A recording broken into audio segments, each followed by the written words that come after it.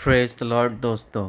आज फिर मैं आपके बीच में आ चुका हूँ एक नए विषय के साथ। और आज का विषय मैंने लिया है कि मूसा को क्यों प्रॉमिस लैंड नहीं जा पाया। आखिर क्या कारण था जो परमेश्वर ने वादा किया था मूसा से कि उसको एक प्रॉमिस लैंड में भेजेगा, लेकिन वो जा नहीं पाया, वहाँ तक पहुँच नहीं पाया। इन कारणों के ऊपर आज बाइबल के अध्ययन करेंगे और बाइबल के वचन से देखेंगे। तो आइए हम शुरू करते हैं। आप सबका स्वागत है मेरे इस channel YouTube channel love of God में। तो दोस्तों, आज इसके लिए हमने बाइबल का अध्ययन करते हैं, लेते हैं नंबर्स की पुस्तक, गिनती की पुस्तक 20 अध्याय का 10 से लेके 12 तक पद को पढ़ेंगे। और इन 3 पदों के अंदर ही हम ये देख पाएंगे कि आखिर क्या कारण है। और इन 3 पदों में 3 मुख्य कारण मुझे समझ में आता है। और चलिए चलते हैं। तो 10 पद में इस प्रकार से लिखा है, और मूसा और हारून ने मंडली को उस चट्टान के सामने इकट्ठा किया।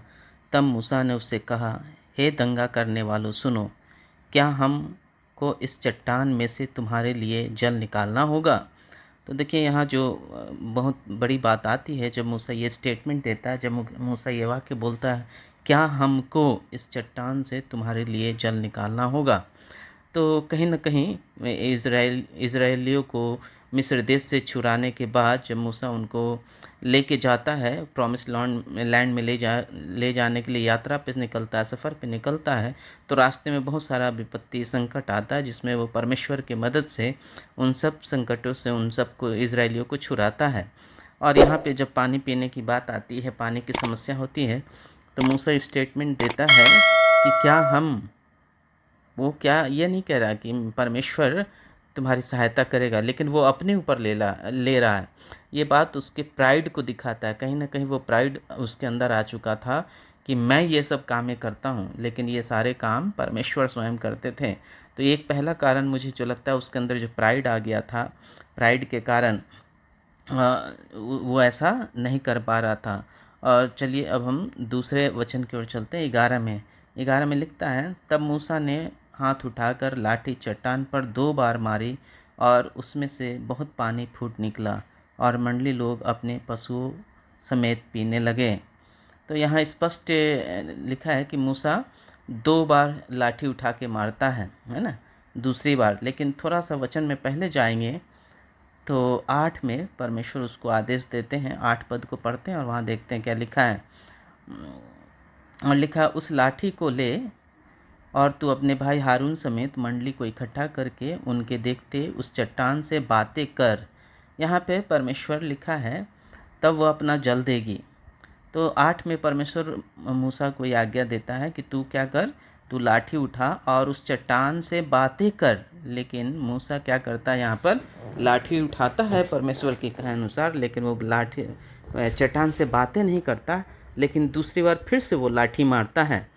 और उसे लगता है कहीं न कहीं ये परमेश्वर के वचन के ऊपर उनको विश्वास की भी कमी दिखाई देता है। जब उसके अंदर प्राइड आता है, तो ये प्राइड क्या करता है, उसको अविश्वास में परिवर्तित कर देता है और परमेश्वर को बातों को भूलकर वो क्या करता है, लाठी को मारता है चट्टान के ऊपर और तब पानी निकलता है।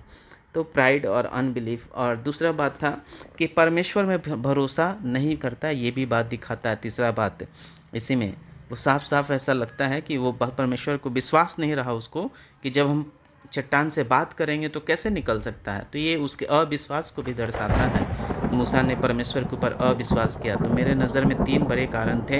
एक तो उसके अंदर प्राइड हो गया था, क्योंकि वह कहता है कि हम तुम्हें पानी दें। दूसरा, वो परमेश्वर पे अविश्वास करता है। और तीसरा, परमेश्वर की बातों को वो नहीं मानता है, टाल देता है। तो दोस्तों, मुझे लगता है यही 3 बड़े कारण हैं: अवज्ञाकारी होना, प्राइड होना और अविश्वास करना। तो इसके लिए हम 12 पद में देखते हैं परमेश्वर स्वयं उसको क्या कहते हैं। परंतु मूसा और हारून से यहोवा ने कहा, यहाँ स्वयं परमेश्वर मूसा और हारून से कह रहा, तुमने जो मुझ पर विश्वास नहीं किया। परमेश्वर ने भी इस बात को नोटिस किया कि ये मुझ पर विश्वास नहीं किया और मुझे इज़राइलियों की दृष्टि में पवित्र नहीं ठहराया, इसलिए तुम इस मंडली को उस देश में पहुंचाने ना पाओगे जिसे मैंने उन्हें दिया है। तो परमेश्वर के नज़र में भी सबसे बड़ा कारण था परमेश्वर को पवित्र नहीं जानना और परमेश्वर के प्रति अविश्वास को उसके मन में पैदा होना। तो यही 3 कारण मुख्य हैं जिसके कारण परमेश्वर ने उसको उसके प्रॉमिस्ड लैंड से पहुंचने से रोक दिया। तो दोस्तों, आई होप आपको पसंद आया होगा आज का वचन। आइए अब हम प्रार्थना करते हैं। अनुग्रहकारी दयालु सर्वशक्तिमान परमेश्वर पिता, हम आपसे विनती प्रार्थना करते हैं, आपको धन्यवाद करते हैं कि आज का वचन दिया। इस वचन से हमें भी सीख मिलता है परमेश्वर पिता कि हमें अपने अंदर कभी प्राइड नहीं लाना चाहिए, परमेश्वर पे हमेशा भरोसा रखना चाहिए और परमेश्वर की आज्ञा को जैसा वो कहते हैं वैसा हमें मानना चाहिए। वचन में जैसा लिखा है वैसा हम सबको मानना चाहिए। प्रभु जी, हम प्रार्थना करते हैं जितने लोग भी सुने हैं इन तीनों बातों को वो भी समझें कि परमेश्वर पे हमें सब विश्वास करना चाहिए, परमेश्वर की आज्ञा मानना चाहिए और कभी भी अपने ऊपर प्राइड नहीं करना चाहिए। प्रभु जी, ये ज्ञान देने के लिए आपको धन्यवाद। सभी सुनने वाले के ऊपर भी ये ज्ञान आप उड़ेलिए अपने पवित्र आत्मा के द्वारा। इसके लिए मैं प्रार्थना करता हूँ। विनती प्रार्थना यीशु मसीह के नाम से मांगता हूँ, आमीन।